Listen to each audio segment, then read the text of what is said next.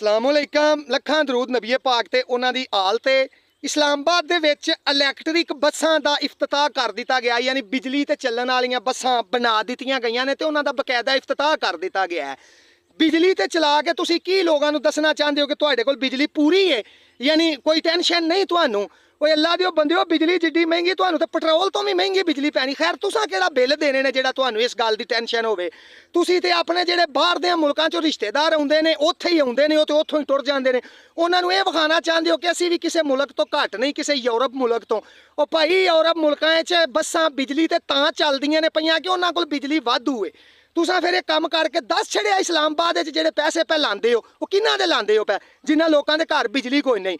तुसां ये गल हकीकत कीती है कि जो बंगलादेश ते पाकिस्तान अलहदा अलहदा होए ने ना मशरकी ते मगरबी पाकिस्तान मुजीबुर रहमान जेड़ा वजीर आजम सी ना उन्हें अलहदा इस गल तो कीता सी कि इस्लामाबाद दीयां सड़कां दे विचों मैनू मशरकी पाकिस्तान यानी बंगलादेश दे चौलां ते मच्छी दी खुशबू आउंदी है यानी उत्थों दे पैसे तुसीं इत्थे लांदे हो पै। उन्हें उंज ही अलहदा कर लिया सी चंगा रह गया।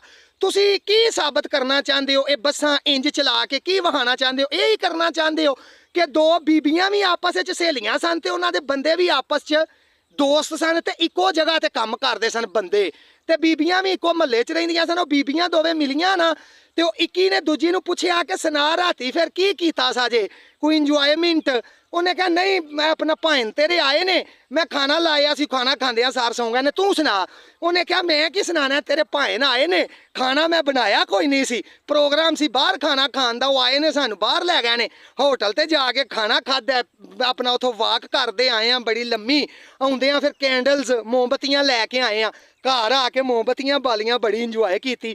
ਉਹਦੇ ਮੱਦੇ ਮੁਕਾਬਲੇ ਉਹ ਦੋਵੇਂ ਯਾਰ ਜਿਹੜੇ ਇਕੱਠੇ ਕੰਮ ਕਰਦੇ ਸਨ ਉਹਨਾਂ ਬੀਬੀਆਂ ਦੇ ਘਰ ਵਾਲੇ ਪਹਿਲੇ ਨੇ ਨਾ ਇਹ ਦੂਜੇ ਨੂੰ ਪੁੱਛਿਆ ਕਿ ਸੁਣਾ ਫਿਰ ਰਾਤ ਕਿਵੇਂ ਦੀ ਲੰਗੀ। ਉਹਨੇ ਕਿਹਾ ਯਾਰ ਰਾਤ ਕਿਵੇਂ ਦੀ ਲੰਘਣੀ ਮੈਂ ਘਰ ਗਿਆ ਵਾਂ ਪਹਿਲੀ ਦੇ ਬੰਦੇ ਨੇ।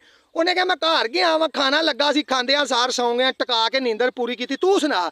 ਉਹਨੇ ਕਿਹਾ ਯਾਰ ਸੁਣਾਣਾ ਕੀ ਹੈ ਮੈਂ ਘਰ ਗਿਆ ਵਾਂ ਨਾ ਘਰ ਆਟਾ ਸੀ ਨਾ ਕੋਈ ਸਾਲਨ ਸੀ ਨਾ ਕੋਈ ਸ਼ੈ ਨਹੀਂ ਸੀ ਭੁੱਖ ਦੇ ਨਾਲ ਕੋਈ ਹਾਲ ਨਹੀਂ ਸੀ ਰੋਟੀ ਉਹਨੇ ਪਕਾਈ ਕੋਈ ਨਹੀਂ ਸੀ।